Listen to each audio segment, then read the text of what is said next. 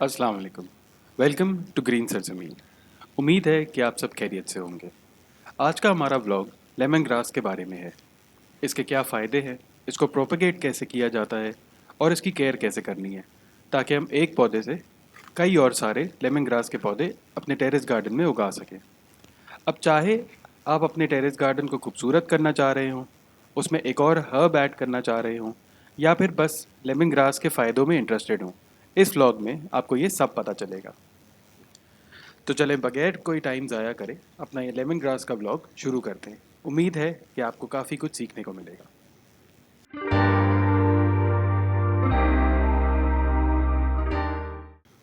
सबसे पहले हम लेमन ग्रास के फ़ायदों के बारे में बात कर लेते हैं। लेमन ग्रास सिर्फ एक आसान easy to grow and care पौधा ही नहीं, बल्कि साथ ही साथ आपकी सेहत के लिए भी बहुत ही फ़ायदेमंद पौधा है। यह आपको अपने टेरेस गार्डन में ज़रूर उगाना चाहिए। लेमन ग्रास आप अपने खानों में शामिल कर सकते हैं और साथ ही साथ इसकी चाय भी बना के पी सकते हैं। इसके फ़ायदे काफ़ी हैं, जैसे कि ये अपने एंटीऑक्सीडेंट, एंटी इन्फ्लेमेटरी और एंटी माइक्रोबियल प्रॉपर्टीज़ की वजह से काफ़ी मशहूर है। साथ में ये आपको डाइजेशन में भी काफ़ी हेल्प करता है। ये आपकी एंजाइटी को कम करता है और आपके इम्यून सिस्टम को भी स्ट्रॉन्ग करता है।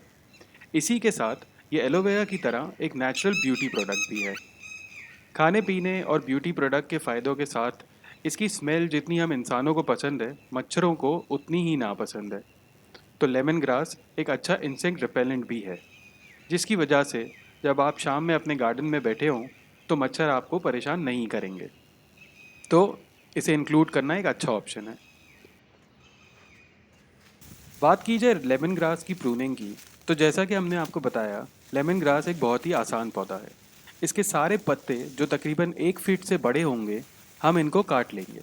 साथ में इसके जो ब्राउन लीव्स हो चुके हैं किनारों पर ज़्यादातर, उनको हम नीचे जड़ से उखाड़ लेंगे। रेगुलर प्रूनिंग से आपका प्लांट हेल्दी भी रहेगा और ज़्यादा ग्रो भी करता रहेगा। अभी मैंने इसको बिल्कुल नीचे से कट नहीं कट किया है, क्योंकि मुझे इसके प्लांटलेट से कम 10 और लेमन ग्रास के पौधे बढ़ाने हैं।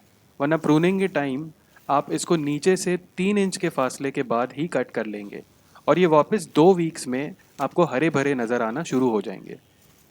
जैसे ये वीडियो मैंने अपने टेरेस गार्डन में ड्रिप इरिगेशन इंस्टॉल करने से 1 हफ्ते पहले बनाई थी, और आप उस वीडियो में देख सकते हैं कि कैसे मेरे सारे लेमन ग्रास के प्लांट्स वापस से रूट्स पकड़कर हेल्दी हो चुके हैं। थोड़ी सी केयर से आपको हर महीने कम से कम 100 ग्राम तक की लेमन ग्रास मिलेगी, जो कि आपके महीने भर की चाय की सप्लाई के लिए तो काफ़ी होगी। लेमन ग्रास की प्रोपेगेशन, इसको प्रोपेगेट करना काफ़ी आसान है, लेकिन लेमन ग्रास सिर्फ अपने स्टेम से या सीड से ही ग्रो करता है। इसे हम कटिंग से ग्रो नहीं कर सकते। मैंने अपने सारे लेमन ग्रास हमेशा ही ग्रो बैग्स में उगाए हैं, क्योंकि ग्रो बैग से स्टेम्स निकालना या पूरे प्लांट को निकालना किसी भी पॉट से निकालने से काफ़ी आसान है।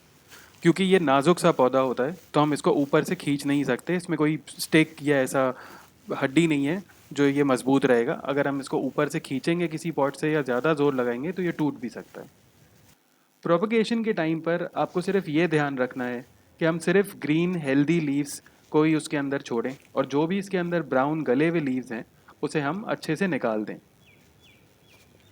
लेमन ग्रास को पानी या मिट्टी दोनों में प्रोपगेट किया जा सकता है, लेकिन मैंने इसको हमेशा डायरेक्ट मिट्टी में ही प्रोपगेट किया है, और माशाल्लाह मुझे हमेशा 100% रिजल्ट्स मिले हैं।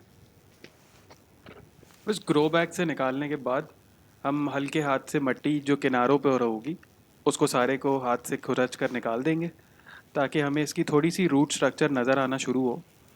और फिर जहाँ थोड़ा सा उसका मिट्टी हट चुका होगा, उसके बाद फिर हम इसके प्लांटलेट्स को खींचना शुरू करेंगे।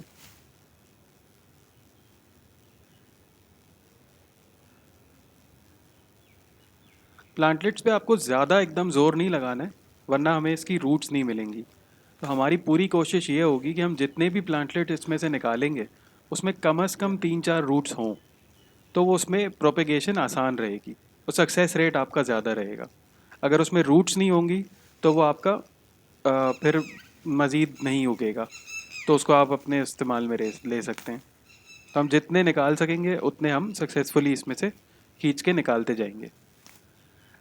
मट्टी को वो करने के लिए, लूज़ करने के लिए हम इसमें पानी भी डाल सकते हैं, लेकिन जैसा हमने एक अपनी पिछली वीडियो में किया था, देखिए उसमें प्रॉब्लम ये होती है कि काफ़ी कीचड़ हो जाता है।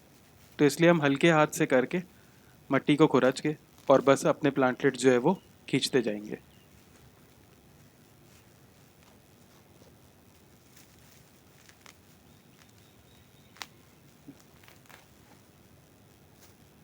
बस आप मट्टी को लूज़ करते जाएं और अपने प्लांटलेट्स को खींचते जाएं।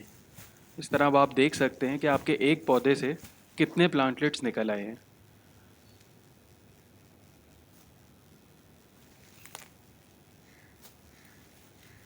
हम कुछ को बड़ा छोड़ेंगे, कुछ को छोटा छोड़ेंगे।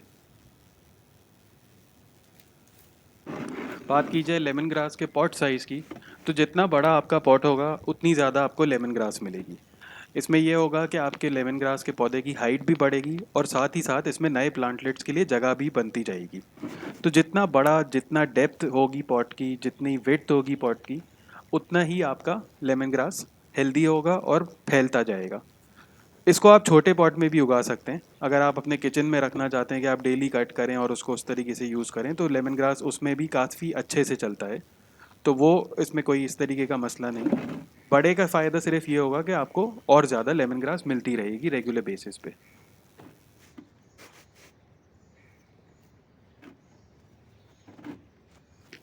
लेमन ग्रास को मॉइस्ट सॉइल पसंद है, जो हमेशा स्लाइटली मॉइस्ट रहे।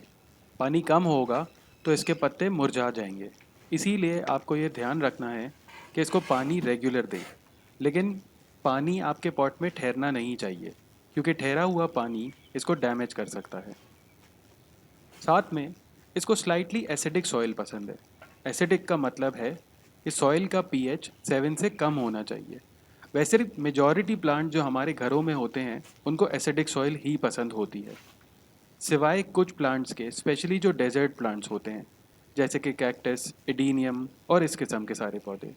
एक सिंपल टिप ये है कि जिन प्लांट्स को पानी कम चाहिए वो यूजुअली अल्कलाइन सॉइल पसंद करते हैं, मतलब पीएच जिसकी मोर देन 7 हो।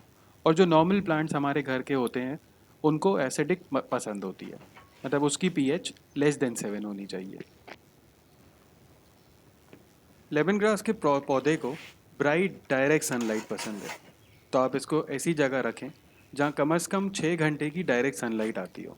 अगर आप इसको शेडी एरिया में रखते हैं या इनडायरेक्ट सनलाइट में रखते हैं तो आपका पौधा हेल्दी प्रोड्यूस नहीं देगा और ना ही ज़्यादा लंबा चलेगा। अब जैसा हमने आपको बताया कि हमने अलग अलग साइज़ के प्लांटलेट्स निकाले थे, कुछ हमने बड़े छोड़े थे और कुछ को हमने छोटे एक एक सिंगल वाले निकाले थे। वो निकाले ही इसलिए थे कि हम अपने पॉट साइज़ के हिसाब से अब उन प्लांटलेट्स को प्लांट करते जाएंगे। जो हमने पूरा बंच निकाला था उसको हम बड़े ग्रो बैग में डालेंगे और जिसमें 2 या 3 थे उसको हम छोटे वाले ग्रो बैग्स में डालेंगे।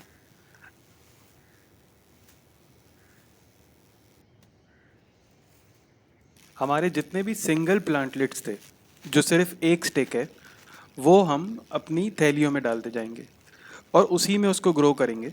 और बाद में फिर जब वो बड़े हो जाएंगे तब उनको हम अपने ग्रो बैग में ट्रांसफ़र कर देंगे।